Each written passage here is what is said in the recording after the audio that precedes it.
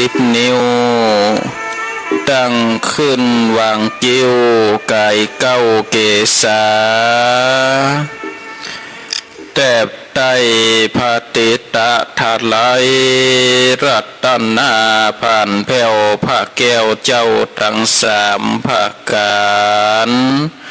ด้วยความเคารพนอบนบปูจาย่อมือ10 นิ้วไหว้สาปาลมีธรรมครูบาอาจารย์พระมหาเถระนุเถระพระเถระครูบาอาจารย์เจ้าทั้งหลายด้วยความเคารพขอความสุขความสวัสดีจงมีแก่ศรัทธาญาติโยมท่านสาธุชนพุทธบริษัททั้งหลายมาปะกันละเนอมาปะกันแล้วกับช่วงเวลารายการมรดกธรรมล้านนาดำเนินรายการโดยกระผมอัตมภาพพระครูสังฆลักษณ์ธนอัตรัตนสิริวัดหาลีการามตำบลต้นทงอำเภอเมืองจังหวัดลำพูนได้มาปะมาพบกับศรัทธาญาติโยมท่านสาธุชนนักศีลนักบุญทุกท่านเป็นประจำทุกวันพุธวันนี้ก็เป็นวันพุธที่13เดือนเมษายนพุทธศักราช2565ก็ตั้งแต่เวลาตี 3:30 นาทีถึงตี 5อยู่ด้วยกันเป็นกู้เป็นกิมกันเนาะศรัทธาญาติโยมท่านทั้งหลายก็วันนี้ก็ต่างคนต่างก็มีบุญที่ยังได้มาปะกันอยู่เนาะศรัทธาญาติโยมบ่อู้นักบัดตักหลายวันนี้ก็จะได้เอา10จากวันนี้ก็เป็นจากทวน7พระจันทกุมารยิ่งโดยขันติบารมีก่อนที่จะฟังน้ำฟังธรรมนั้นก็จะเชิญชวนพ่อออกไม่ออกศรัทธาญาติโยมท่านทั้งหลายได้ไหว้พระได้กล่าวกรรมปูชาพระรัตนตรัยด้วยกันก่อนเนาะศรัทธาญาติโยมเป็นการย้อมจิตย้อมใจเนาะเอาปนมมือกราบหนึ่งกราบ2กราบ3อิมินาสกาเลนะพุทธังปูเชมิอิมินาสกาเลนะธัมมังปูเชมิ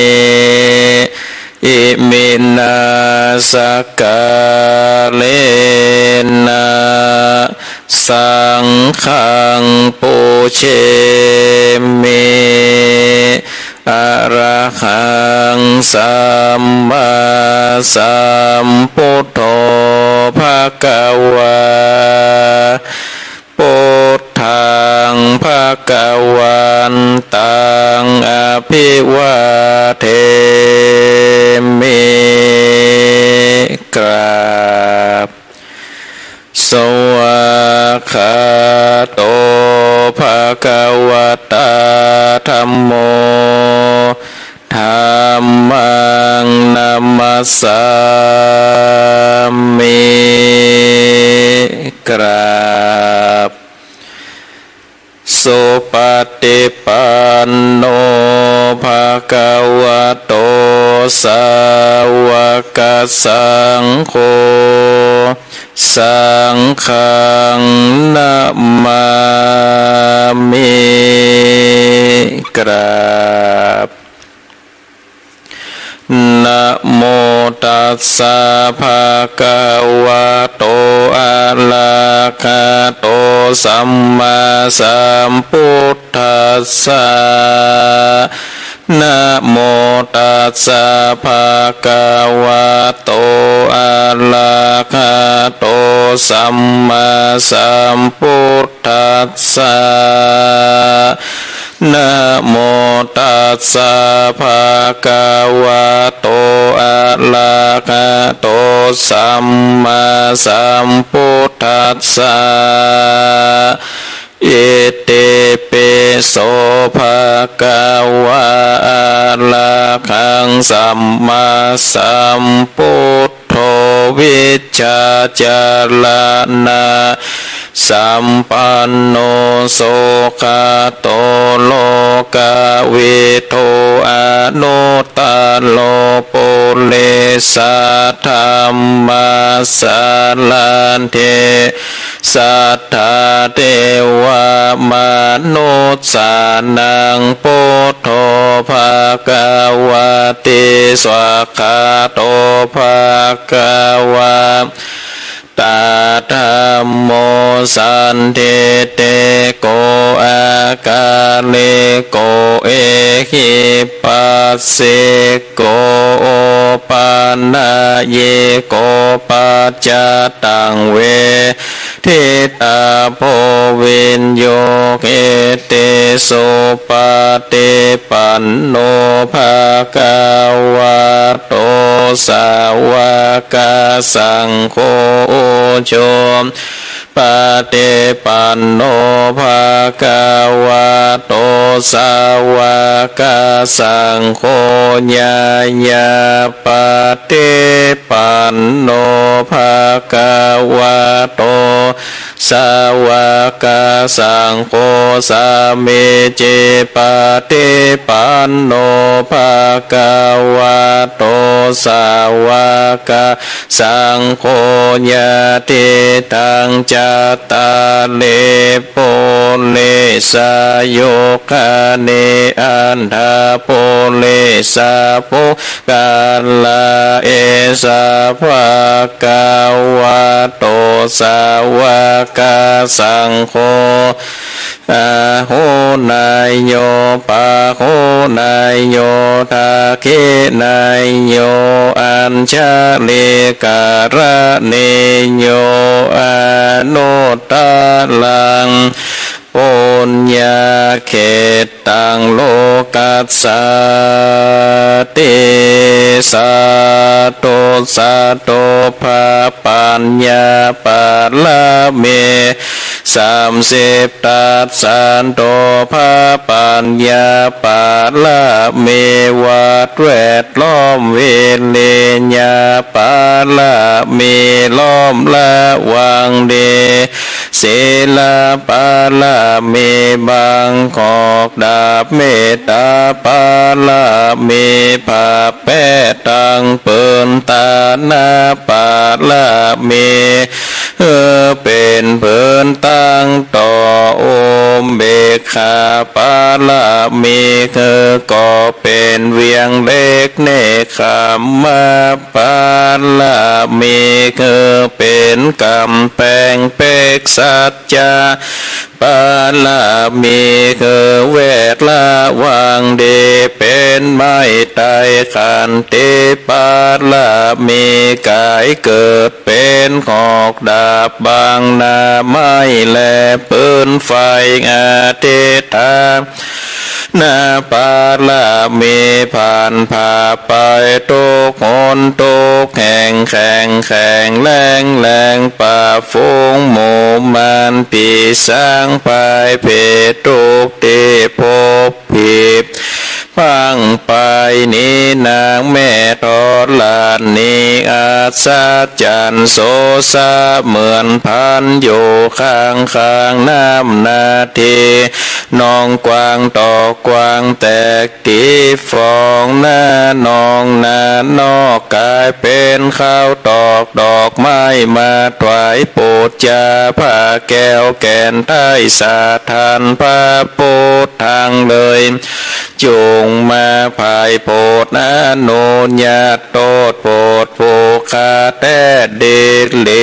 นางแม่ทอลานีออกมาเลีดมวยผมอยู่ข้างจางให้คายคาดจางงาซับเด่นปนน้ำนาเตลงพัดไปขอจ้างภายหากตบเต้าพายามมาห้องเอาปูนกัวกับยอมมือขึ้นโตนหัวใส่เก่าว่าผู้ข้านี้ได้ชื่อว่าเป็นลูกศิษย์พระพุทธเจ้าตนมีบุญสมปานนานมากนักพระพุทธเจ้าจริงตั้งพระปัญญาปาลามีไว้เก่าจันตั้งไว้ตั้งหน้าก็ได้ก้าวจานตั้งไว้ตั้งหลังก็ได้ก้าวจานตั้งแต่หัวแผ่วตีนก็ได้ก้าวจานตั้งแต่ตีนแผ่วหัวก็ได้ก้าวจานแสนว่าลูกปืนจากมาเสมอเหมือนดังฝนแสนหาก็บ่มีจากมาไกลใดข้าพระเจ้าเลยได้ว่าพุทธกุณนังธรรมกุณนังสังฆ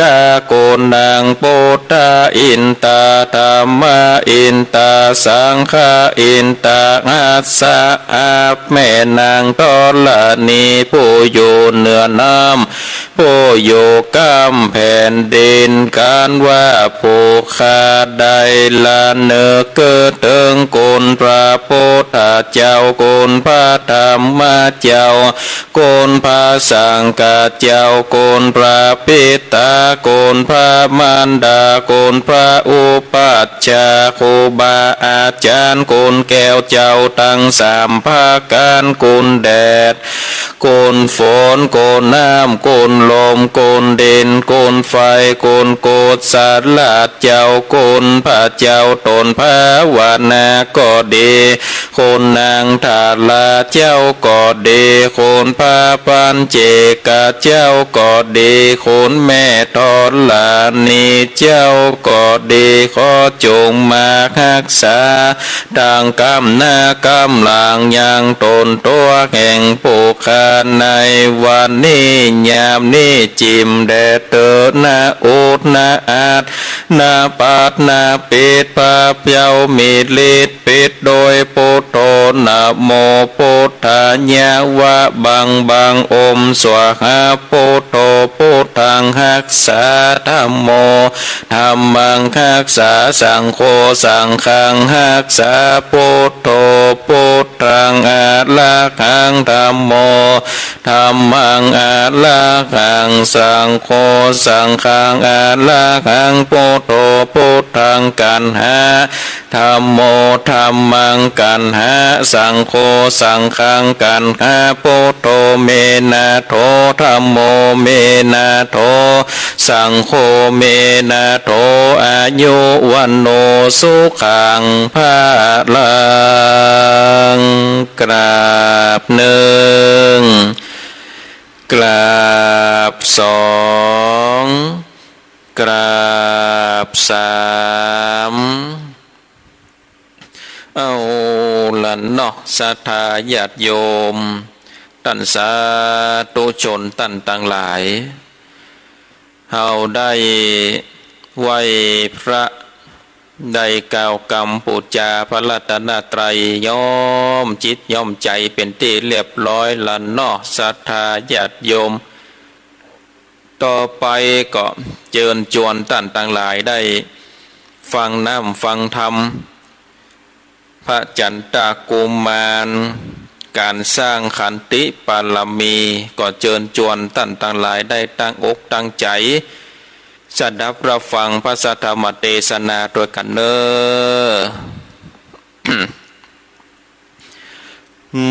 นะโม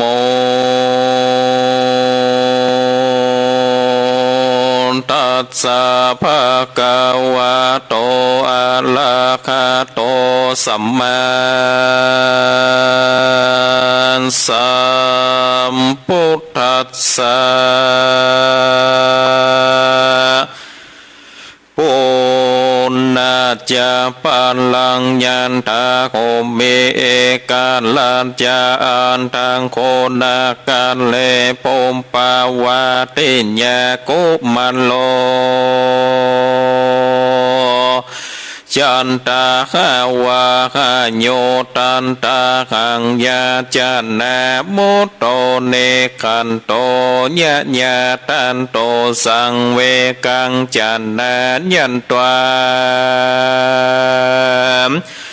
นามาตานังปาวันติยังโสสะตาโวฟังโดลาสะปุเลสัตตังหลายสันตันเตลำดับธรรมมาเตสันนาตาสาจัดลมเข้ามาลอดมาถึงยังจันตากุมันผู้มีปัญญาเปิงหูโดยนัยยาดังเฮาจักได้สามแดงไปแนนิเตอสันทาสาปัญโยพระพุทธเจ้าแข่งเขาก็เตสันนานยังตานาจลิญญาจะตังกาอันเนแก่มากาสาวกาเจ้าตั้งหลายอันมีมากาสาเลบุตรเป็นเก้าเป็นประธานวาสาเลโปตโดกันลาสาเลบนเทนอาคางอันว่าโกพระตันทากันตาเตโกมาโลจันตาสากะโยได้เกิดมาเป็นจันตากุมันวันนานก็ได้เป็นลูกแห่งพัญญาเอกาลาจาตนหนึ่งก็สเวยเมืองปุปาวาติลาจาตาเนยานทาและมีในกาละเมื่อใดดังอันตันตาในกาละเมื่อนั้นอาคางอันว่าโกนาญาสาโมโตก็ออกมาพ้นติปูจายันวันนั้นโดยหมู่คนตั้งหลายก็แขกเป็นอันโอกาสโลกอันมีมากนักก็เพื่อคนทั้งหลายจากพร้อมกันโอนสารลานจาปิเสกมากาสัจเจ้าเป็นปัญญาแทนพ่อตนนั่นแลสังเวกาจันนายิตวนนาเหมือนนั้นมาคาสัจเจ้าก็บังเกิดสังเวชใจว่าดังนี้จะเลืออันว่ากานั้นเกิดมาแก่งสัตว์โลกทั้งหลายเนเตียนย่อมเมโอนตาลายประการต่างๆสันนิโนบัดเนควรโกป้อมเป่งยังตานาปานละมีธรรมอันพาเสดก็คือได้มาบังเกิดในวัฏสงสารแต่ดินเลจัดแล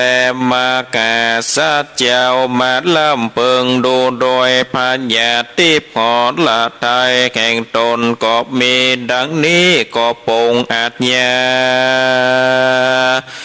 อานาถเกิดคนตั้งหลายแต่งแปลงยังสาลากว้านตาลโคกหลังเกิดติแต่ปาตุเวียงตั้งสีแข่งและตามกลางเวียงหลังดึงปาตุคุ้มน้อยแถมหลังดึงก็มาสาลาข้าวของคือเป็นตาลวันละ600,000 คำเป็นนิรันดร์บอกขาดสักวันก็มีแลสาเลปุตตะโดราสาเลปุตเทนเจ้าในกาลนั้นพญาปลาณสีได้ชื่อว่าปุปาวาติลาจันทานีก็มีในกาลอันข้ามล่วงไปแล้วเมื่อก่อนนั้นแลเหมือนนั้นยังมีพญาโต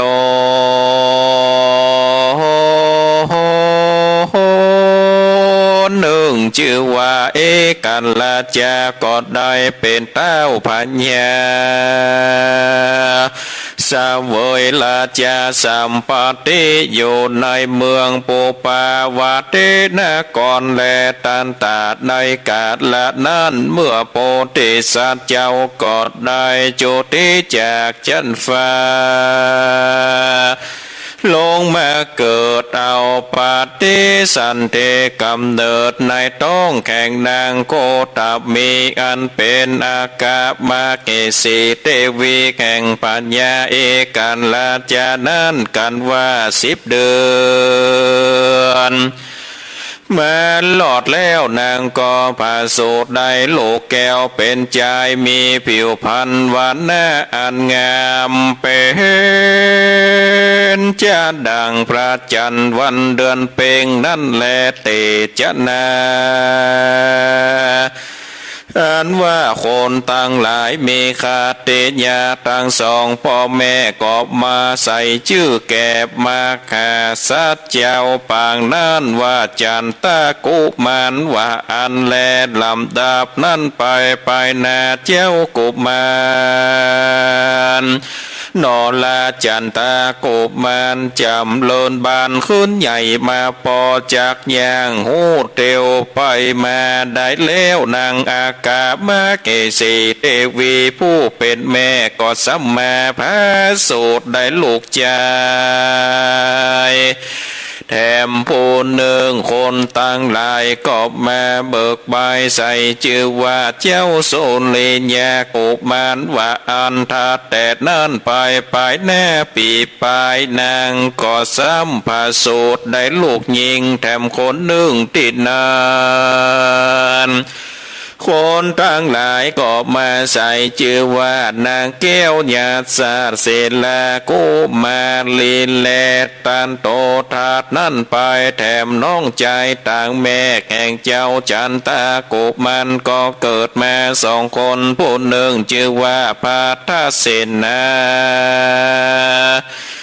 ผู้หนึ่งชื่อว่าโซโลวาคากุมารและว่าอันในเมื่อเจ้าจันตากุมารจำเลินใหญ่ขึ้นมาได้16 ปีแล้วเจ้าก็ไปเฮียนเอาสาตาสินเตในเมืองตากาศิลากันว่าบวนละบวนแล้วก็ขอขึ้นมากันแลเมื่อนั้นปัญญาเอกันลาจาก็คือเศษนาอามาตั้งหลายไปขอเอาลูกสาวแข่งปัญญาผู้หนึ่งมีชื่อว่านางแก้วกุมาลีมีรูปโสมหน้าตาอันงามเป็นดังนางเว้นคำนั้นแลก็เอามาตั้งเป็นอากามาเกสีเทวีแข่งมาคาสัตเจ้าจันตะกุมารแล้วก็ได้ไว้เป็นเทพมาแก่อุปราชาภาโกฏใน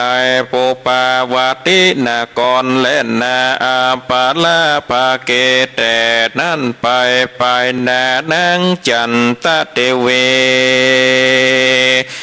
ก็มาบังเกิดได้ลูกใจผู้หนึ่งคนตั้งหลายก็มาใส่ชื่อว่าเจ้าวาโสลกุมารและเมื่อนั้นยังมีพรามผู้หนึ่งชื่อว่ากันทาลาคพรามผู้เป็นปุโลกิตาแข่งปัญญาเอกันลาจานั่นแลปัญญาก็ตั้งไว้ยังพรามผู้นั้นคือเป็นผู้พิจารณาตัดสินถอยกรรมตั้งมวลในเมื่อขันธพรามพิจารณาอย่างต่อยความนานยอมตัดเลเอาเข้าของเคินคำแก่ผู้กาลาตั้งหลายอันบ่สมเพิ่งกวนจักเป็นเจ้าของดังอันมันปล่อยคือได้เป็น เจ้าของผู้การละผู้บอกควรจักเป็นเจ้าของบ้านซ้ำปล่อยว่าคือได้เป็นเจ้าของผู้การละผู้จักควรคือแป้มันปล่อยคือป้ายผู้การละผู้ป้ายมันปล่อยคือแป้ก็เกตว่าท่านใดคือเข้าของเป็นสินจ้างและอันธานายกาลนายังมีผู้กันและผู้หนึ่งมันก็แค่สินแจ้งบ่อนใดมากกว่ามันบ่อนใดตอดในสินแจ้งแก่พรามนั่นแหละติดนั้นขันตาพรามก็ลวดตัดสินกรรมคือมันไปนี่ไปมันก็ไปแค่อย่างเจ้าจันตาโกมันโอปาลาจาลาแวกคนต่างติดนึ่งมันก็ไวมากแก่สัจเจ้าวาเทวาข้าแดบมาแก่โอปาลาจาเป็นเจ้าส่วนอันว่าคันธากาลาพรามผู้นั้นกินสินจางเอาเข้าของตันตัดกำล่างเก็บมันปล่อยคือข้าไปสันนี่แลขอมาแก่ราชเจ้าจงจักเป็นตีเปิ้งแก่ข้าเตอว่าอ่านแล้วใจผู้นั้นก่อนย่อมือไหวมาแก่สัจเจ้าแลในกาลนั้นมาแก่สัจเจ้าก็เล่าลมใจผู้นั้นแล้วก็เข้าสู่ติพิจารณาโดยถ้อยคำแล้วมาแก่สัจเจ้าจันตาอุปาลาจาก่อนทำยังมาเตเกจากรรมอันนานเจ้าก็หูแจ้งโจภาการจริงแต่งตั้งคือแก่ผู้การละผู้ใดควรแป้ก็คือแป้ผู้ใดควรการก็คือการคือป้ายโดยจอบธรรมมาแก่สัจเจ้าจันตะกุมารก็บ่ใส่สินไหมแก่เขาสักการแลเมื่อนั้นคนต่างหลายก็คือสาธุการแก็บมาแก่สัจเจ้าแลสาธุการลังอันว่าเสียงสาธุการอันนั้นก็ดังไปตัวบ้านตัวเมืองแลติดนั้นปัญญาเอกาลาจาได้ยินเสียงสาธุการดันนานเต้าก็ไปถามอย่างคนตั้งหลายว่าเสียงอันนั้นเป็นเสียงสั่งจาคนตั้งหลายก็ไว้พาแยวะเทวะคาแดมาคาราชเจ้าในวันนี้โอมปาลาจาจันตะกุมารได้มาตัดสินโดยกรรมอันเป็นจอบอันกวนมากนักแลคนต่างหลายก็ลวดเงือเสียงสาธุการได้ว่าอันต่างสุตัวลาจาส่วนว่าปัญญาเอกราชาก็มีอาจญาต่างไว้อย่างเจ้าจันตะกุมารโอปาลาจาคือเป็นผู้พิจารณาตัดสินถอยกรรมต่างมวลคือแก่คนต่างหลายก็มีวัดนั้นแหลมเหมือนนั้นขันธาขาดละพรามผู้นั้นก็ถอยเสียจากละภาสการก็มักว่าบ่ได้ครับบ่ได้กินอย่างศีลจ้างหลังวันเหมือนแต่ก่อนมากันแลมันก็อาฆาตหมายมันแก่เจ้าจันตาโกมารอุปราชาใจใจแล้วมันก็เศร้าแหวงหาอันจะขามาแก่สัตว์เจ้าเสียโดยอุบายต่างๆหลายพระกันก็มีแลเอกันติวสังยังมีนายวันหนึ่งพญาเอกาลาจาปล่อยได้ฝันกันว่าต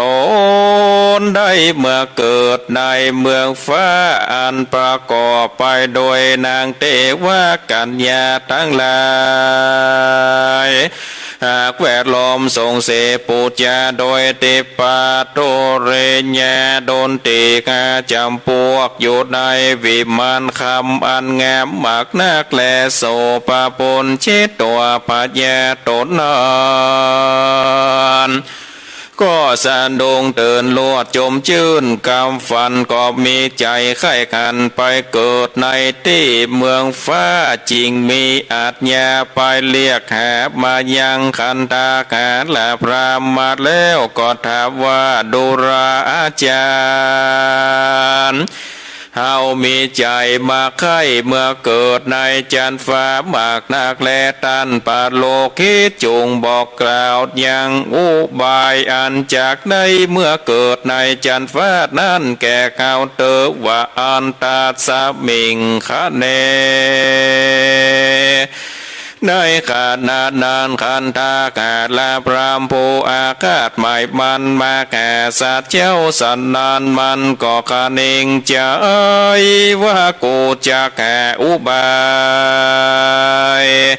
จะฆ่าเสียนยังมาแก่สัตว์เจ้าปางนี่แลกันว่ามันขาดเองใจสันเด็ดแล้วมันก็ข้าเอากรรมมาว่าแต่ว่าข้าแดบมาแก่ราชเป็นเจ้าพี่แล้วว่ามาการละเจ้ามาไข่เมื่อเกิดเมืองฟ้าแต่ดังอันก็เปิงสาลาจายังอาติกาวาโตอันละสีแล้วปูจาลายนอกเวียงโดยเครื่องปูจาอันนั้นมีตนว่าลูกชาย4 คนลูกหญิง4 คนเมียข้า4 คนเศรษฐีผู้มีเข้าของ4 คนทัดแต่นั้นก็มีสัตว์4 ตีนอย่างละ4 ตัวมีตนว่าจากม้างัวควายอย่างละเท่ากันสันนั้นเสียงทัดแต่นั้นโสกาลาและโสนาคาก่อนเดแมนว่าสัตว์2 ตีนก็เดมีตนว่าเป็ดไก่และนกทั้งหลายก็ดีก็คือมีอย่างละ4 ตัวอันนี้จากใดเมื่อเกิดในจันฟ้าเลิศโตโสกาเตสวรรค์บองยาจันและราชาอันว่าปัญญาเอกราชานั้นก็หากมีปัญญาอันตูนจ้ามากนาก็หามาใส่ใจว่าคันตาขาดละพรามผู้มีปัญญามากนักแต่นอนคันตาขาดละพามใจบาปมันปองคาลูกและเมียแก่งตนปัญญาบอกโอก็โดยเกตว่าปีปัญญาอันตุนจ้านั้นแลกอดลวดตามกำพรามนั้นกล่าวโจปาการติดนานพระญาก็คนทั้งหลายแต่งแปลงตีอ่านจากปู่จายันโดยเลือดคอแข่งมาแก่สันเจ้าและลูกเมียพร้อมโดยสัตว์ทั้งหลายและกันตาแก่ระพามก็คือแต่งแปลงอย่างที่อ่านจากปู่จายันยังเตสะคนไทยนอกเวียงนั้นแล้วก็คือไปนำเอาสัตว์ต่างเล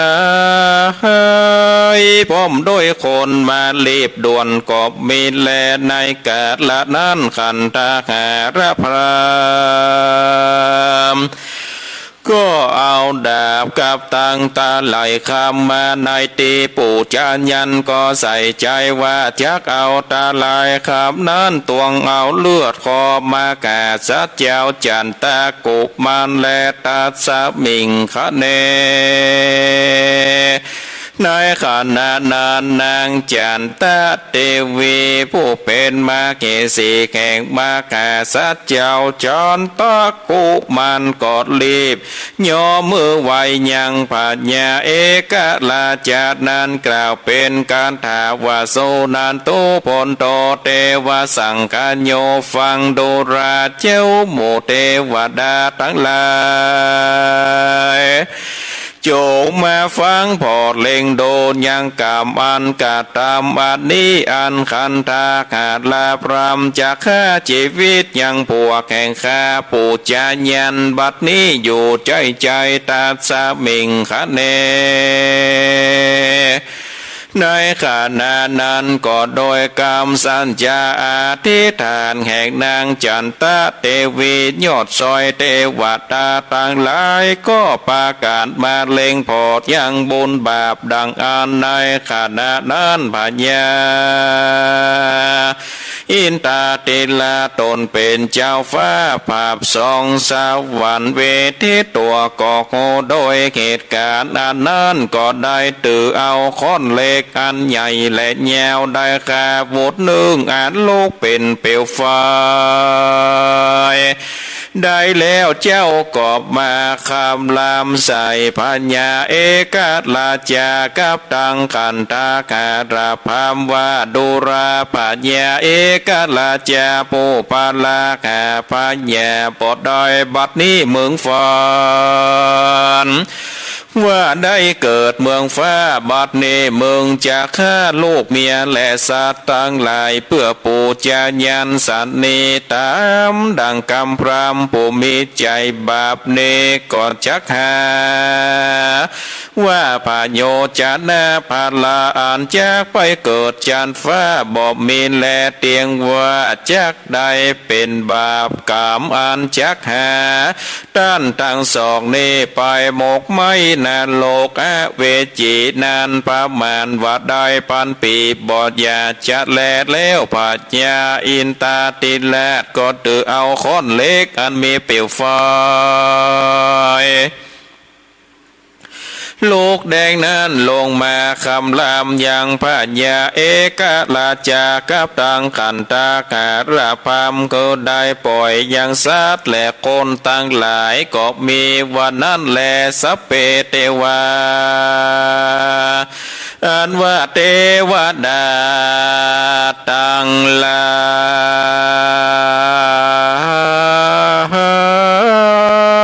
ยอันมากนักกันว่าเขาได้ยินเสียงอันนั้นก็บังเกิดโกลาหลแล้วเขาตั้งหลายมวลหมู่ก็ปากันเข้ามาสู่สถานติดนั้นแล้วเอาไม้พองก็เอาค้อนก้อนดินแล้วคว้างโบกตีไปยังเจ้าขันตาปาลาผู้อันมีใจอันหยาบจ้าก็ถึงยังกาลวิดนาชิบหายตายไปขั้นแลบอดเต้าแต่นอนคนตั้งหลายมวลหมู่เขาก็ปากันเดินเปล่าเตือนกันว่าดูราเจ้าตั้งหลายอย่าได้ยังพญาเอกลาจาผู้เป็นองค์กาปาลานี่เตอเขาโกนจะฆ่ามันเสียแลนาและคนตั้งหลายก็ตึกเอาไม้ก่อนก็เอาไม้ก่อนก้อนเด่นเข้ามาบอดจะหมายจักขาที่ยังพญาเอกลาจาการแลในกาลนั้นเจ้าจันตากุมารกอดแลนออกมาจากที่ปันตนาการได้แล้วเจ้าก็มากอดยังปอแข่งตนก็เพื่อว่าบอกคนตั้งหลายข้าพ่อตนแลสะเปจันนาอันว่าคนตั้งหลายก็กล่าวว่าการมาหาสัตว์เจ้าจันตากุมันบอกข้าสัตว์ตั้งหลายดังอันตูข้าตั้งหลายก็เตาว่าจากไว้ชีวิตปัญญานี้สิ่งเดียวแลผู้ข้าตั้งหลายบ่ยอมคืออยู่ของสเวตสัตว์อันเป็นเต้าพญาแก่ผู้ข้าตั้งหลายนี่แต่หมู่ตูข้าตั้งหลายบอกมันได้อยู่ในเวียงที่นี้จะแล้วว่าอาจแล้วก็ปากันถอดเอาเครื่องผัดดับอันเป็นพ ปัญญานั่นออกเสียแล้วก็คือหล่อมันนุ่งผ้าอันเก่าอันมองอันมีผ้าปุกหัวอันเศร้าหมองอันย่อมโดยขมีนแล้วกะตำคือมันเป็นคนอันตามจาจันตะละก็คือมันไปอยู่บ้านจันทานขอหิมเมืองก็มีแลตาสามาเกตดังอันโยปุกะโลอันว่าปุกะลาตังอาลาฝูงได้มากว่าควรเสพกับด้วยคนปาลาอันมีใจบาปหยาบจะเป็นดังพญาเอกาลาจาผู้นี้เสพคบค้ากับโดยการตาพรามใจบาปข้าพญาบอดได้กอดยังปากคือได้ถึงทุกขเวทนาบอดเราแต่นานยังได้กับกายเป็นคนจันตาละหาเตจาลิติบอดได้ถ้าได้กาลละนานคนตั้งหลายก็มาผสมจุมนมกันยังเตยังเศษนาอามาตั้งหลายมวลโมก็พร้อมกันโอสาลาจาพิเศษเอามาแก่สัจเจ้าจันตากุมารก็ได้เป็นพญาแตนพ่อก็มีวันนั้นแลนาคังวิปานิกากาเนนาปิกุญจามีโพจนังตาเกนายาอาทะตัวอัมปัสสะปะปัญจาลาติโยดังนิสาเลปุตตาโดกาลาสาเลโบเทนเจ้าอันว่าโกปราตาตาคาตาปังก่อนเป็นเจ้าจันตากุมันกันว่าพ้นจากพญาอันตันจากคานันกันว่าได้เป็นเต้าพญาหูยังบุญและบาปแจงหนักแล้วตากีนายญาอาทันตัวอันบ่ได้ตานเตื้อโกปราตาตาคาตาก็บอกกินยังข้าวน้ำโปจัดนาอาคารมีประมาณวันได้แค่6 วันแลลังคาพระว่าจะคือตานในการตานสิ่งเดียวดังอันบอกมีแม้นว่าข้าวน้ำโปจัดนาอาคารอันปราณีตอันหมู่ป่อควาขากเปจานหลาดนาแล้วกันเขาน้อมมาถวายมาแก่สาเจ้าจานตากุมันดังอันพญาจันตะกุมันก็น้อมถวายทานถือแก่โปกาลาโตนกวนตานกันแลมาแก่สัจเจ้าจริงจะเกณฑ์เมื่อไปลุ้นวันนั้นแลกันว่าวันใดบ่ได้คือตานเจ้าก็ลวดบอกกินข้าวน้ำโปจะนาอาการนานประมาณว่าได้5-6 วันก็มีแลดุราสาลิบุตรโกตาตากาตาปากนั้นกะทำกรรมอันยากดังนี้ก็เกตว่าจะคือเสียงอย่างทุกสนทุกได้ว่าถ้าสงสารแล้วก็เพื่อว่าจะคือได้ถึงอย่างนิพพานอันละงับเสียอย่างกิเลสตัณหามานาทิฏฐิตั้งมวลแต่ดิเลญาตาปาเนโจนามากะตัวนาพันตาสัญญยังอันซื้อเข้าของกาขายอันนานยอมเอาไว้มากนักฐาลาโพมาหาโคเตในเมื่อไปขายของกาอันนานในต่างบ้านต่างเมืองก็ได้เข้าของมากนักญาตาวิญญาอันนั้นและมีสันได้ตานางอันวัตานันนี้ปัลเลตินาง อันว่าโปงกาลาผู้ใดหากได้คือของทานปาเลสั่งแก่ทานผู้อื่นอันเป็นผู้ควรขับทานนานมากแก่พลังก็มีพลาอันบากนางสังกาตาเปกว่าอันตนจักกีนั่นแลโปจันนังอันว่าข้าวน้ำโปจันนาอาคารอันโดนควรกิจนั้นมันก็เต้าเป็นละมากะอาจมสิ่งเดียวบอกเกินแล้วยังประโยชน์จันนาไปนาสั่งสักอันเป็นดังโปจันนาอาคารอันคือตานั้นก็อาจคือบังเกิดคือได้เป็นภาลาอานิสงส์มากนาคือว่าจักได้สเวยยังยาสาสัมปันเตติปันมี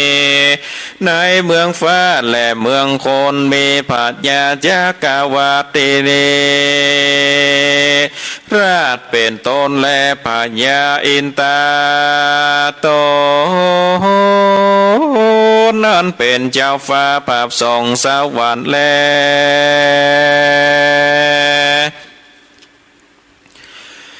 ส่วนอันวาจาดานโกตตาคันตาได้สาวเฮยมาเกิดเป็นเจ้าจันตาโกบมันวัดนั้นในเมื่อโกตตากาตาจักได้เข้าไปสู่สัมนาแข่งปอแข่งโตนในบ้านจันตาลาตินั้นก็แปลงยังเข้าน้ำโปจันนาอาคารอันพาณิชย์อันกวนเกี้ยวกวนกินเสื้อผ้านุ่งใบเข้าไปแก่ป้อโตนจุวันบอกขาดกูก็เสวยสัมปติอันจอบทำเสปการเตียนยอมสร้างเสริญปกเป่าเตือนเจ้าบ้านเจ้าเมืองต่างหลายคือได้ตานแขกสาสินภาวัดนาไป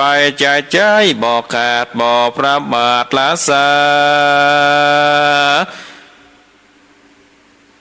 ตาลาบตอนเตาเสียงอายุแข่งตนการว่าเบียนอายุแข่งตนการโจติตายจากเจัดอาตาภาวะอันเนก็ได้เอาตนเมื่อเกิดในจันทร์ฟ้าเลิศโตสิดาสวรรค์เทวโลกก็มีวันนั้นแลเตสนาพันลิโยสาเนสาเตกาในเมื่อแล้วธรรมเตสนาโปกาลผลได้มาคายถึงโสพ้นจากตกในสงสารก็ได้ถึงพระนิพพานเป็นติแล้วดังอันจูงปาการตานคากษาศีลฟังธรรมไปใจก็จักได้สมฤทธิ์โจดเยืองโจภากาศแม่นได้ยินได้ฟังยังธรรมจิวาจันตากุมารตาสาจาตวนเจตแล้วโอนเตสะบุญไปหายังผู้จุติมรลนาตายไปนาว่าเป็นกตัญญูตาอันพาเสริฐเธอผู้ขาได้พ้นจากตียากพรากตีผ่านได้สุขเจยบานเตียงแต่ดินลีและนาเนทิตังขิญญา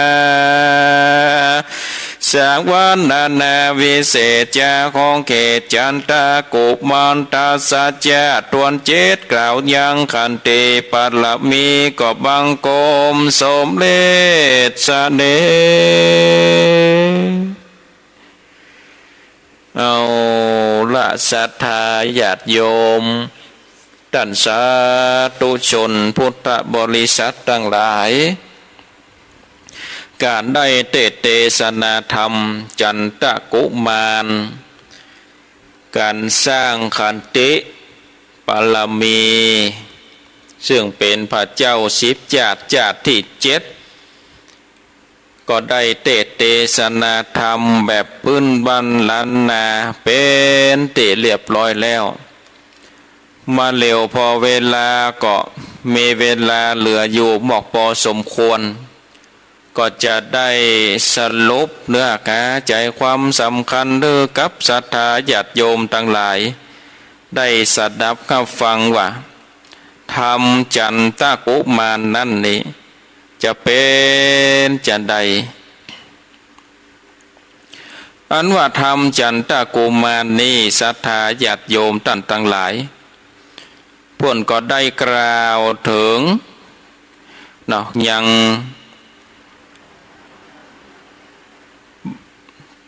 พญาหรือว่าเจ้าจันตกุมารโพธิสัตว์นี่เป็นราชโอรสองค์หนึ่งของอันเป็นอดีตชาติเนาะของพระสัมมาสัมพุทธเจ้าที่ทรงบำเพ็ญขันติบารมีเอาชีวิตเป็นเดิมพันขันติบารมีนี่หมายถึงว่าความอดทนที่ชำระกิเลสในตัวเป็นคุณธรรมที่รักษาใจคือเป็นปกติบ่หวั่นไหวต่อปัญหาที่เกิดขึ้นตลอดจนบ่หวั่นไหวต่อคำสรรเสริญแล้วก็คำนินทาว่าให้เหมือนดังแผ่นดินที่คนได้ขว้างสิ่งของสะอาดผ่องสกปรกผ่องลงมาแต่แผ่นดินก็บ่เคยคัดข้องคัดเคือง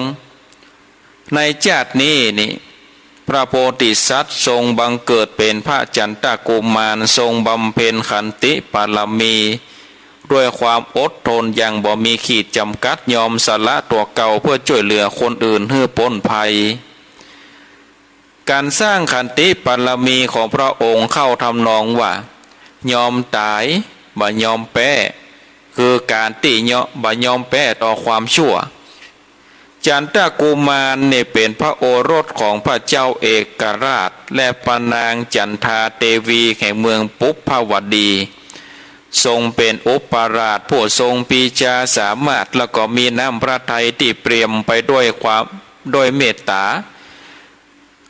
เป็นที่ฮักของประชาชนตึงบ้านตึงเมือง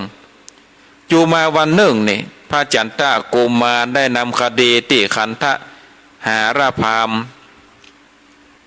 ตัดสินอย่างบ่เป็นธรรมมาตัดสินใหม่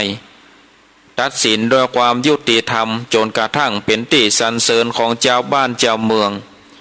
พระราชบิดาก็ทรงมอบหมายหน้าที่ตัดสินคดีคือแก่จันตกุมารนับตั้งแต่บัดนั้นทำให้ขันธหารพามผู้ที่เคยมีอำนาจตัดสินคดีบ่พอใจก็เพราะต้องเสียผลประโยชน์จากการหับสินบนพราหมณ์ขันธหารละก็คอยติหาโอกาสที่จะล้างแค้นให้จันตกุมารมีวันหนึ่งพระเจ้าเอกราชทรงฝันว่าในขันดาวดึงหันเทวโลกอันงามอลังการเมื่อตื่นจากบรรทมแล้วก็ทรงปรารภที่จะไปสวรรค์ชั้นดาวดึงก็จึงตัดถามวิธีไปสวรรค์กับพราหมณ์ผู้หูก็คอยโอกาสที่จะแก้แค้นจันตกุมารอยู่แล้วก็เลยทูลหลอกว่าจะไปสวรรค์ได้ต้องปูจายันโดยคือตัดหัวของจันตกุมารตัดหัวของพระธิดามเหสีเศรษฐีจ้างม้างัวควายเป็ดไก่หมูหมาอย่างละสี่มาเป็นเครื่องเส้นสวงบงสวงเพื่อแก่เทวบุตรเทวดาพระเจ้าเอกราชก็รับสั่งให้ทำตามนั้นเพราะว่าอยากจะไปสวรรค์ชั้นนิพพานฝ่ายจันตกุมารแม้ความตายกำลังจะมาถึงก็ทรงอดทนบ่ทรงตอบโต้ทางที่ทรงมีกำลังพ่ายพ้นนักปอดที่จะเอาชนะได้พระองค์ได้ทรงบำเพ็ญขันติบารมีด้วยความอดทนอย่างบ่มีขีดจำกัดบ่โคตรไผบ่โคตรบ่เครื่องศัตรูผู้มุ่งร้าย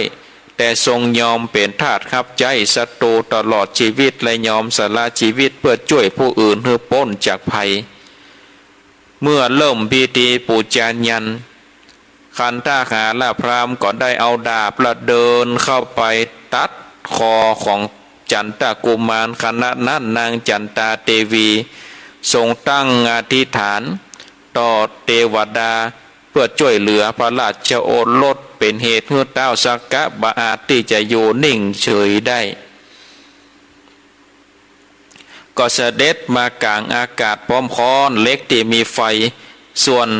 มือแถมข้างหนึ่งก็ตือผ้าขันเพชรเต้าสักกะก็โคพระราชาว่าเฮือปล่อยคนแล้วก็สัตว์ทั้งหมดพระราชาก็ยอมทำตามโดยดีจากนั้นเจ้าบ้านเจ้าเมืองก็ปากันลุมประชาทันขันทหารละพรามได้ตายไปส่วนพระเจ้าเอกราชานั่นเจ้าบ้านเจ้าเมืองบุพวัดดีก็ได้เนรเทศเพื่อไปเป็นจันทานอยู่นอกบ้านนอกเมืองแล้วก็ได้กราบทูลเชิญยังเจ้าจันตากุมารเนาะยังเจ้าจันตากุมารนี่เฮือได้ขึ้นของบ้านของเมืองเจ้าจันตากุมารก็โอ้เปิ้นขึ้นบ้านของเมืองเนาะศรัทธาญาติโยมต่างต่างหลายเปิ้นก็ได้ปกบ้านป้องเมืองอย่างมีความสุขก็ได้แปลงศาลากว้านตานตั้ง6 แห่งนั่นได้คือตานในคักษาศีลแล้วก็ได้ไปมาหาสู่กับพระราชมิดาเมื่อไปมาหาสู่แล้วนี่ศรัทธาญาติโยมก็เป็นบุญเป็นคุณเนาะเพราะว่าเครื่องหมายของคนดีก็คือความกตัญญูนะศรัทธาญาติโยมถึงแม้ว่าก็จะโดนเนรเทศไปเป็นนั่นจันทานแต่ว่าเจ้าจันตากุมารก็มีความเมตตาเนาะศรัทธาญาติโยมมีความเมตตากตัญญูก็ไปมาเนาะไปมาไปเผื่อไปแผ่ก็ทำให้นี่การเป็นการสร้างบุญสร้างกุศลเนาะศรัทธาญาติโยมต่างๆหลายเนาะเป็นการสร้างบุญสร้างกุศลไปในตัวไปอันนี้ก็เป็นเรื่องราวเนาะจันตากุมารจาดกการสร้างขันติปารมีในการได้ปั่มเป่งปารมีการได้สร้างปารมีเพื่อที่จะได้เป็นพระพุทธเจ้าเนาะศรัทธาญาติโยมต่างๆหลายการสร้างปารมีจะได้เป็นพระพุทธเจ้าอันนี้ก็ศรัทธาญาติโยมต่างๆหลายก็นำไปคิดพิจารณาเนาะนำไปพินิจพิจารณาก็เนาะว่าจะเป็นจะได้สามารถนำความขันตินำความอดทนนี้ไปใช้ในชีวิตประจำวันได้เนาะถ้าเรามีความอดทนต่อคำสรรเสริญเปิ่นมากล่าวเยินยอเฮาว่าดีจะอันดีจะอี้เฮาก็อดไว้จะไปเหลืองกับคำสรรเสริญเยินยอเวลากรรมของเปิ่นมาเหล่าหน้าจะขวัญว่าเฮาเป็นจะอันเฮาเป็นจะอี้เฮาก็อดไว้จะไปตอบโต้เนื้อศรัทธาญาติโยมต่างๆหลายก็จะไปตอบโต้ให้อดมั่นขันตีไว้เมื่อกับเจ้าจันตากุมารในอดไว้ถึงแม้ว่าจะโดนเปิ่นใส่ไล่ป้ายสีสักหลายสิ่งหลายอันเนาะศรัทธาญาติโยมเนาะใส่ไล่ป้ายสีจะอันจะอีถึงขั้นว่านำเอาไปฮือตัดคอในศรัทธาญาติโยมเจ้าจันตากุมารก็สู้ด้วยความขันติปารมีสู้ด้วยความขันติปารมีสู้โดยว่าจะเนี่ยจะได้ในศรัทธาญาติโยมต่างๆหลายก็คือสร้างเนาะคือสร้างขันติปารมีความอดความทนต่อความยากลำบากถึงวันนี้เขาก็อดก็ทนเนาะด้วยความที่ว่าโอ้โรคภัยไข้เจ็บเนาะก็ระบาดมาแวดหัวแวดหางแวดวันแวดจองก็ถือว่าเขาต้องมีความอดทนนะศรัทธาญาติโยมต้องมีความอดทนเนี่ยจะอยู่จะได้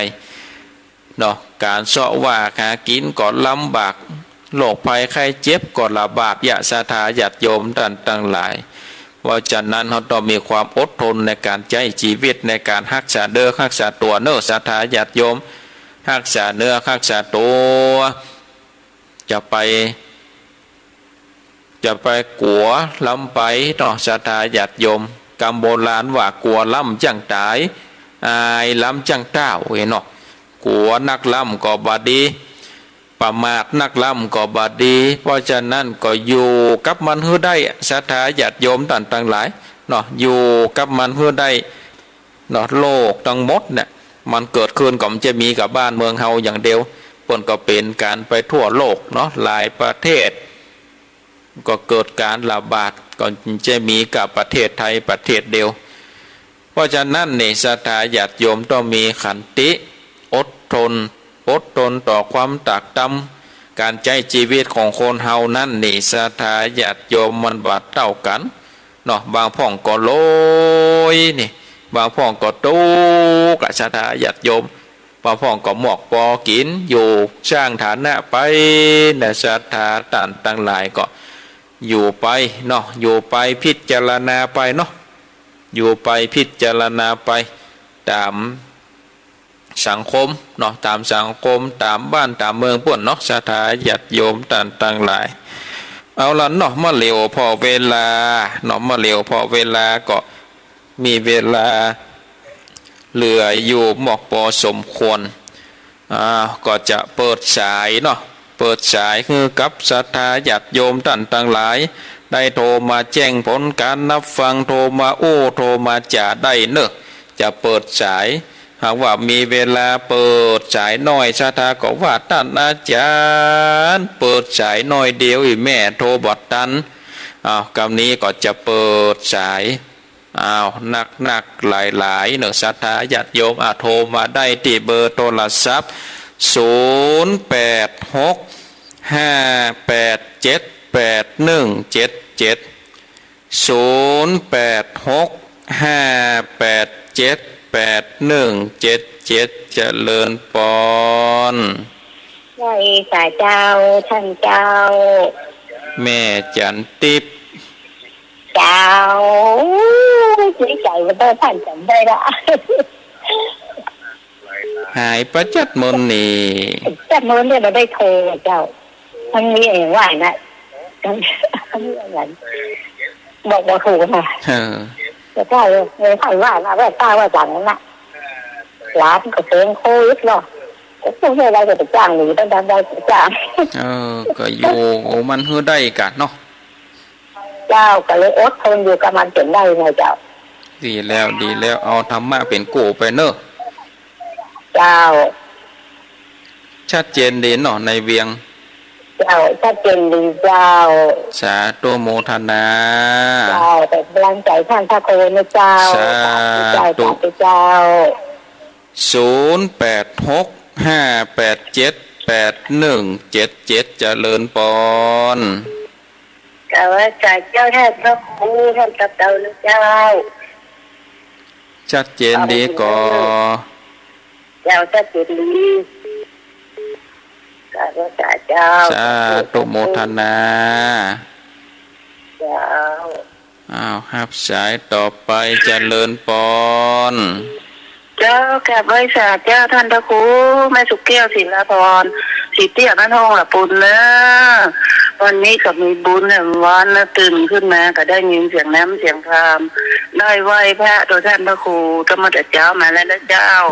ฟังหมดแต่เจ้าแล้วเจ้าติดตามตลอดเด้อเพื่อนฟังกันหน้ากันหลายเด้อท่านพระครูบ้านศิลาพรสีเตี้ยสีเจริญสีปทุมนี่นะฟังกันนะเข้าทุกหลังคาแล้วเจ้าสาธุปล่อยดักนายเพื่อกับว่าวันพุธนี่เป็นคำเมืองของท่านพระครูเจ้าติดตามตลอดเดินเจ้าเด้อกลับไม่สาธุเจ้า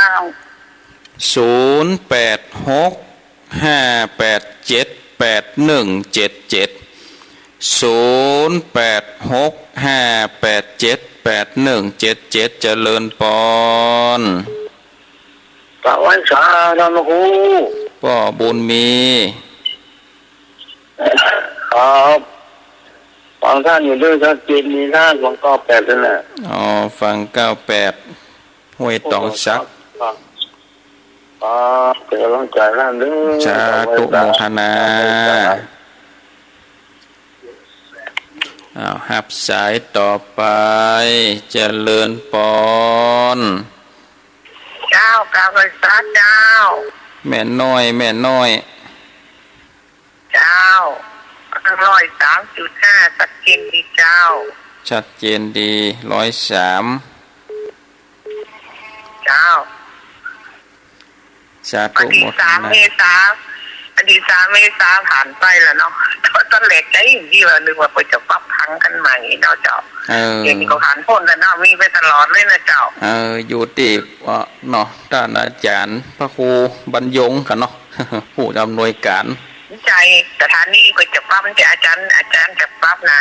สถานี103เนี่ยนะเจ้าเจ้าไอ้เจ้าเนาะป่นจะปรับผังอันนี้ลดไปแล้วว่าปรับผังรายการคนละเข้าใจคนละเข้าใจก็ยังดีเนาะที่ป่นขยายเวลาแถมก็ยังดีก็ถือว่าเป็นการได้ช่วยกันเนาะช่วยกันเป็นกู้เป็นกีมกันเนาะบ่ได้ยินเสียงก็จะง่อมหากันนี่เนาะเราเคยประสบตั้งแต่วิทยุขืนก่อนนะเนาะศรัทธาญาติโยมขืนก่อนนะ88.75โอ้ตั้งแต่ก็หลายคืนนะเนาะบ่ได้ยินก็โอ้ศรัทธาญาติโยมก็เป็นละวุ่นละเวอบ่ได้ยินเสียงวิทยุเจริญปอนไปสาครับท่านครูปอนนั้นประเสริฐเนาะปนันเกษตรนะน้อยนาแดงนะครับติดตามเราของเจ้าเศษมันที่เนาะครับมีสาระประโยชน์ที่ครับฟังแล้วติดอกถิ่นใจที่ครับชัดเจนนิดเนาะปอนนั้นเนาะชัดเจนที่ครับฟังแล้วมันใจครับว่าเสียงใจโอ้เสียงมันเข้าเทศมันเข้าใจง่ายครับก็ฟังกันไปเรื่อยๆนะครับที่จำตลอดครับธรรมะศิษย์นี่ครับใช่ความสุขความเจริญดีครับอันเป็นว่าต้องทำมือใจต้องใส่ตรงหน้าครับน้องทั้งคู่นี่แหละกันเนาะเอาทำคำสอนเป็นติจังที่เปิ่งเรื่องม่วนใจนะต้องเสียใจว่าเจตเล็กจังเขาก็ต้องมีความขันติมีความอดทนมีความยาวนะครับแล้วตั้งใจมั่นนะครับโอ้ถ้ามีนี่อยู่ในสังคมนี้ยากนาเนาะเข้าก็เขาต้องอดต้องทนเราจะได้เคยจะว่าจะได้กระจ่างลูกไข่แค่เที่ยวเงาวัตถุชนนะครับเนาะแม่นแล้วสาธุมุทนาชุกอันเงินเงาเป็นหลวงพ่อลุงใช้เกวสุดแล้วก็งานออกต่อไปเขาเนื้อสาธุสวัสดีปีใหม่ครับสาธุฮับสายต่อไปเจริญปอนกราบไหว้สาครับผู้ลุงพ่อน้อยบุญปันวันนี้ได้เป็นผู้ลุงเลยว่าขวางฟังอยู่เลยชัดเจนดีครับชัดเจนดีเนาะวันนี้บัดดับเนาะวิดีโอนะครับผมกำลังใจท่านพระครูรอเลยสาธุสาธุพ่องเนอฮักนักตัวพ่องเนอโควิดกำลังระบาดมากนะแล้วก็แวดไปแวดมานี่นะโอ้กระบุญเป็นหน้าบุญกุศลแล้วถ้าแล้วเรียกไปแวดมาวิทย์ไปวิทย์มาเลยนะกันนะกะโควิดหรอกวิทย์ไปวิทย์มาครับผมทำให้สาธุโมทนาครับผมประวัติโรคโควิดเนาะวิทย์ไปวิทย์มาสวดไปสวดมาก็ตามเหตุการณ์มันนะเนาะกลัวล่ำก็พนว่าแต่เกียกลัวล่ำจังตายไอ้ล่ำจังเต่ากลัวล่ำไปก็ไม่ได้กินอย่างออกบ้านกับวัดอันเปิ่นเป็นกันก็ออกบ้านก็กลัวจะไปขั้นไปนี่ก็กลัวไปกาดก็กลัวอย่าศรัทธาญาติโยมดันหลายก็กลัวนักลำไปปกลัวเลยก็ยุ่งครับมันเนาะติดมาก็ยุ่งแถมแล้วฮับสาย0865878177เจริญปอนกราบไหว้สาเจ้าท่านพระครูหนองบัวชัยปราการเจ้าฟังแต่เจ้านั่นเด้อวันนี้ชัดเจนดีเจ้าวันนี้ชัดเจนดีวันนี้ฟังทางวิทยุเนาะเจ้าวิทยุเจ้าแบบดูเจ้าสาธุเจ้าครับจัดม่วนเนาะม่วนดีก็ฟังกันไปเรื่อยๆนะเจ้าที่ตามตลอดเนอะท่านพระครูสาธุ เจ้าใบสาเจ้าอ้าวหับสายตัวอันนั้นไปลำกดวางให้ละเอากำมาแหมกำเนอะเมื่อเข้ามาแถมกำขอสูบมาอภัยมือลำกดใส่สีแดงไปจะกดสีเขียวไปกดสีแดงอ่ะเอามีก็เข้ามาชาทาหยาดยมเหลือเวลาแถม15 นาทีเอาวันนี้เปิดใจเพื่อเต็มที่เลยเอาบัดใดก็ท่านอาจารย์เปิดใจน้อยแม่โทรบัดตันเอากับนี้เปิดใจแล้ว20 กว่านาทีนี่เปิดใจโทรเต็มที่เอาโทรเต็มที่เจริญพรเจริญพรเจริญพรเจ้าไว้สาเจ้าฟังดูนะจากที่ไหนฉันกำแพงเจ้าฉันกำแพงได้ยินชัดเจนเจ้าทุกองได้ยินชัดเจนเนาะเจ้าฟังแต่เจ้าละก้าฟังตั้งเจ้านะเจ้าเอาสาธุโมทนาตี3เอาฟังมาตี3มาเปิดสถานีเนาะเจ้าเปิดสถานีก็นั่งเฝ้าโทรวิทยุให้ดีแล้วฟังเป็นคู่เป็นกีมกันไปเนอะเจ้าฝนตกเจ้าปะโอ้บะหันชักเม็ดแล้วนะเหมือนกันนะบะมีฝนเหมือนกันกระเดียวก็ร้อนกระเดียวก็หนาวอยู่นี่โอ้นั่นนะกะเมื่อวันนี้ร้อนนี่เนาะเป็นกำลังใจให้ท่านนะสบายดีเนาะสาธุโมทนาเนอะสาธุสาธุ08658778177เจริญพ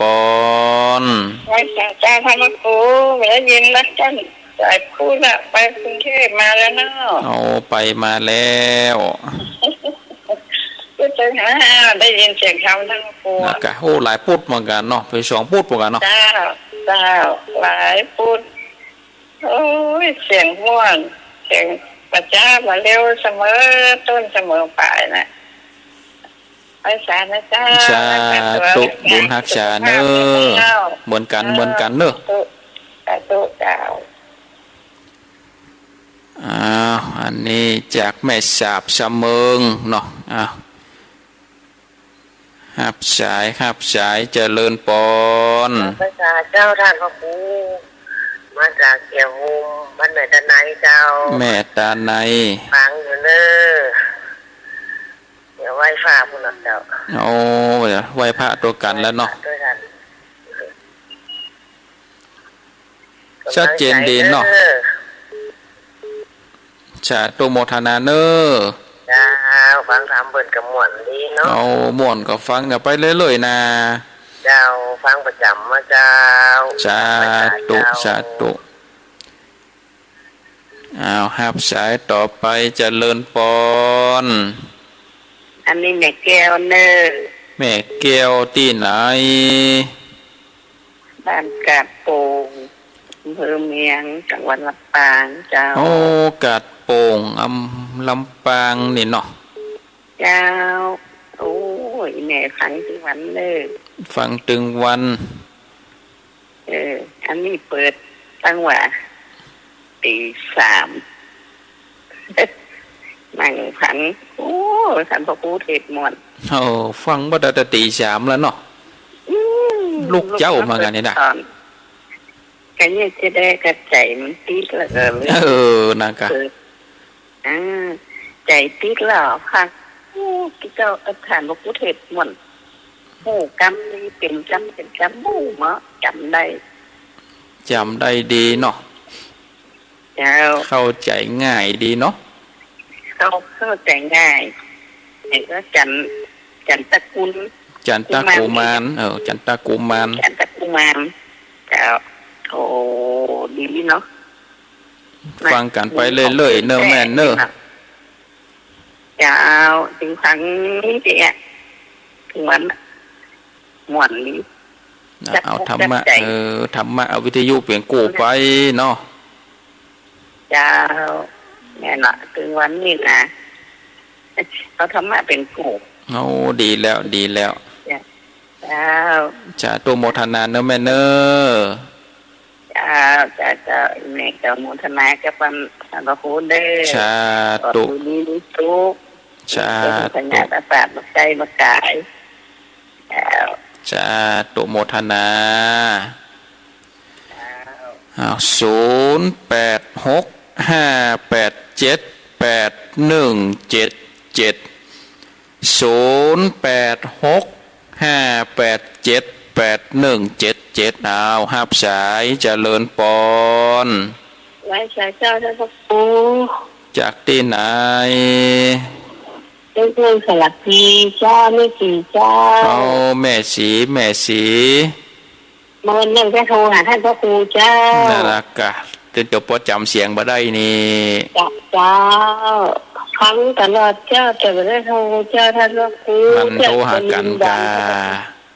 ว้าวก็ลืมวันว่าท่านพระครูออกวันนั้นวันอากาศเดือนพุธนะเนาะ วันพุธวันเดียวไหม อ๋อไม่ได้ออกวันการไม่ได้กะ วันนี้วันพุธวันเดียวเตะทำเมืองวันพุธวันเดียว เจ้าจะจับนะเด้อจ้าเนื้อฟัง สา ของเราเด้อจ้าเนื้ ธุ อ สาธุโมทนา เจ้า เอาฮับสายต่อไปเจริญปอน กราบพุทธการท่านพระครูเจ้า จากที่ไหน เป็นจันหอมเจ้าประตือหลวงพุล่าเจ้า เอาแม่จันหอ ฟัง ม ตือวันเจ้า ฟังถึงวันกูตนกูองค์เนาะ เจ้าชัดเจนดีเนอะ สาธุฟังกันไปเรื่อยๆนะแม่เนอะ กราบพุทธการเจ้า 0865878177เจริญปอน ครับไปสาท่านพระครู ปอบุญตัน ฟังตลอดนะท่านเด้อ ป่าช้างนี่ตึงชัดเจนแน่นอนเนาะ ก็อย่าติดท่านเอ้ย สายมันโยนนะ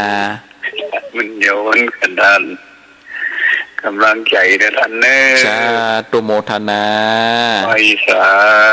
บุญฮักษา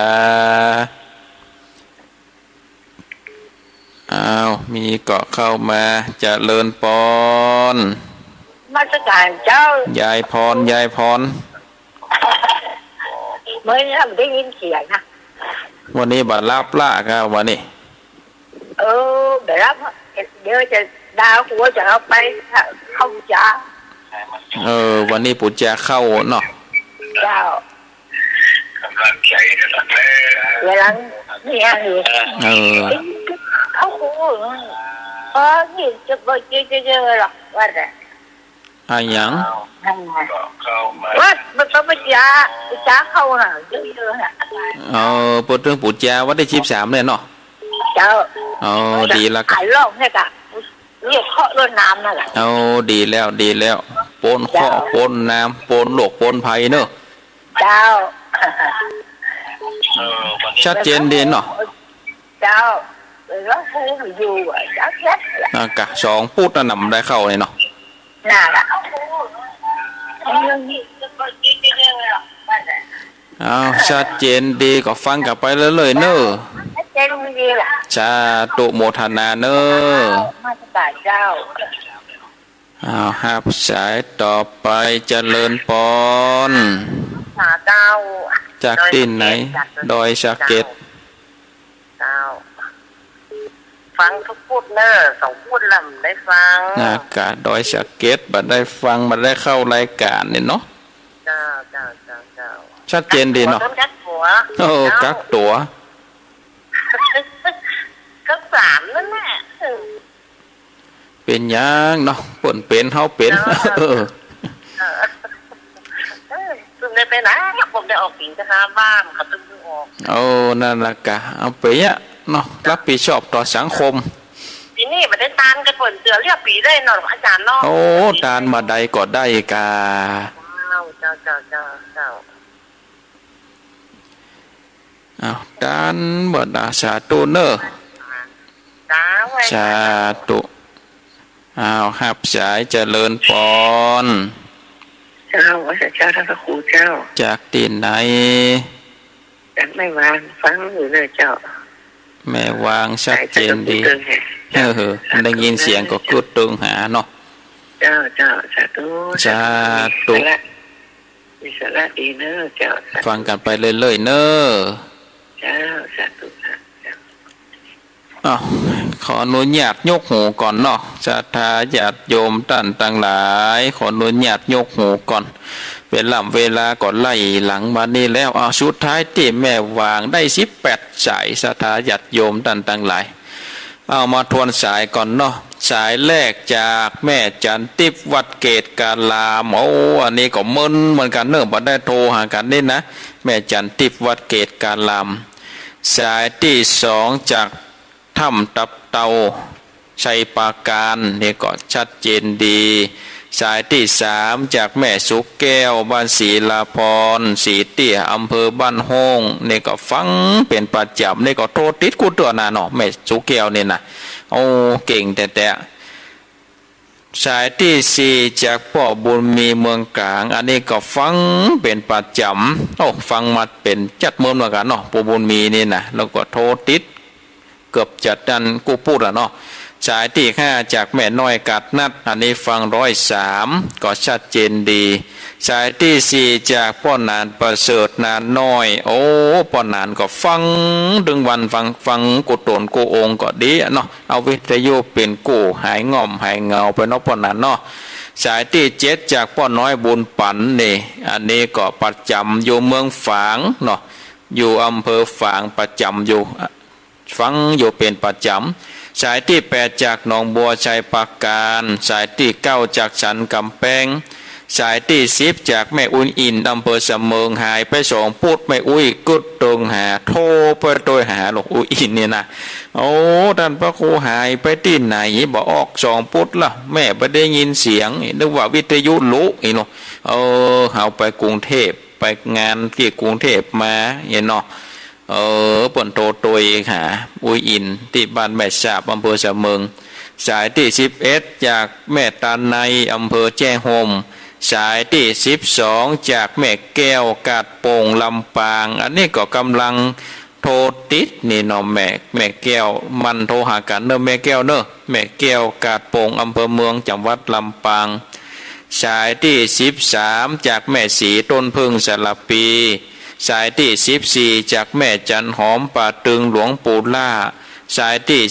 15จากพ่อบุญตันเจดี3ยอดนี่ก็ฟังอยู่เป็นประจำสายที่16จากยายพรร้องงัวแดงนี่ถึงมือแม่นแต่ยายพรร้องงัวแดงนี่นะเปิดสายก็ถึงกดตันเลย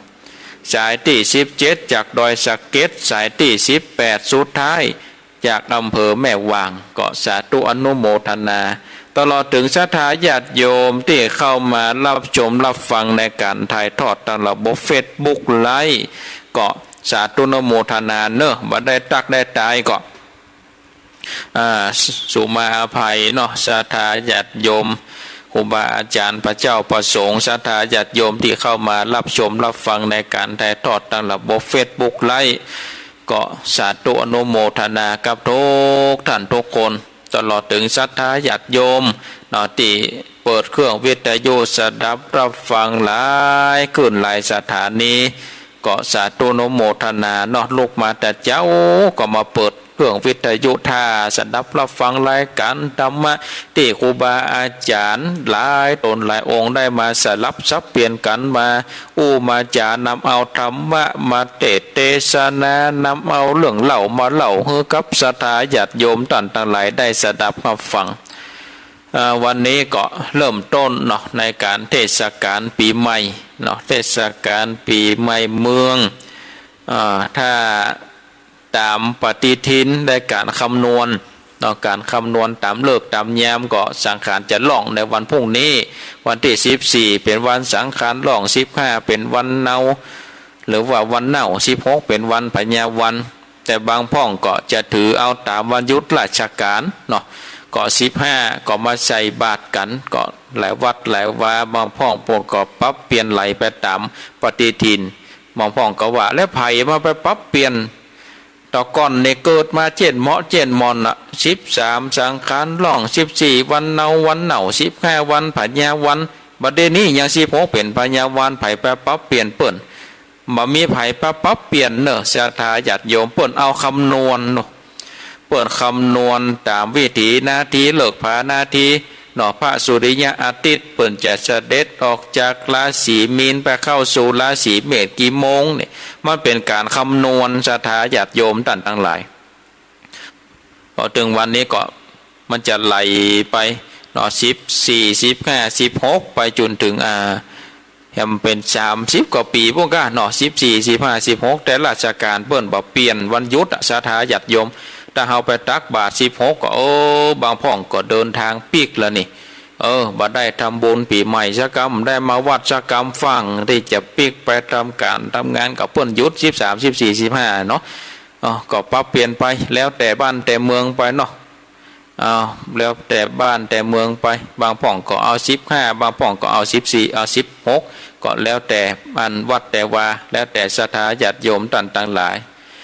เอาละเนาะศรัทธาท่านทั้งหลายวันนี้อาตมาภาพก็จะได้ขอนำเอารายการได้ละจากศรัทธาญาติโยมท่านทั้งหลายไว้เพียงเท่าอี้ก่อนเนาะวันพุธหน้าหากว่าบัติดธุระบัติดกิจต่างใดก็จะได้มามาพบกับศรัทธาญาติโยมท่านทั้งหลายกันแถมใหม่เทศน้ำเทศธรรมพระเจ้า10 จาดเนาะจะเป็นจาดที่8เนาะจาดที่8จาดต่อไปจนถึง10 จาดมาเทศนาธรรมเมื่อกับศรัทธาญาติโยมท่านทั้งหลายได้สดับรับฟัง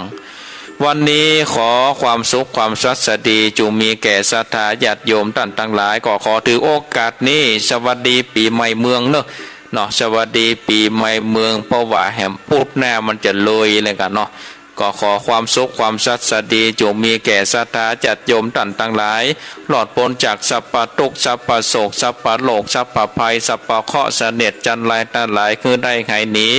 เนื้อคิดสิ่งใดก็ขอคือสมดังความมุ่งมั่นปรารถนาเหมือนกันทุกท่านทุกคนอายุวันโนสุขัง